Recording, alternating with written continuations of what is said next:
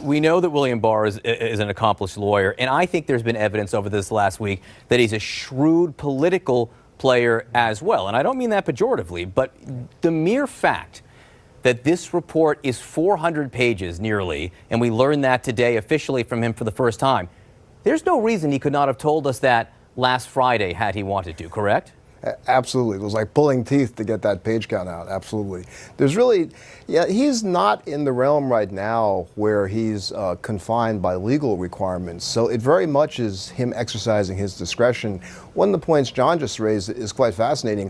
One of the great unknowns is we don't know what kind of conditions there were with regard to information turned over by the White House to him. In fact, we don't know much about what he promised with regard to the president's written answers as well. All of that has given Barr an enormous amount of discretion, and he appears very unafraid to use that discretion, John. He listed 4 areas, Shan, where he would redact or withhold material in these 400 pages.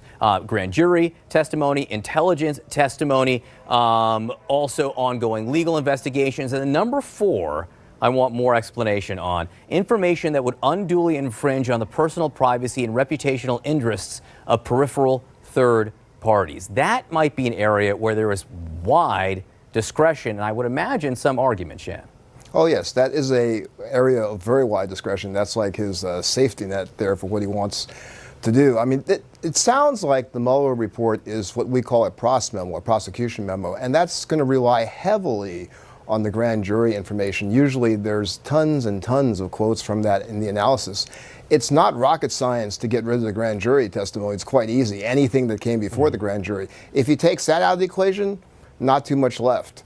Takes out classified, not too much left. Sources, techniques, now you got really small amounts. If he then exercises this last one, which he thinks is just sensitive material in his judgment, you could be looking at just pages and pages of blank pages.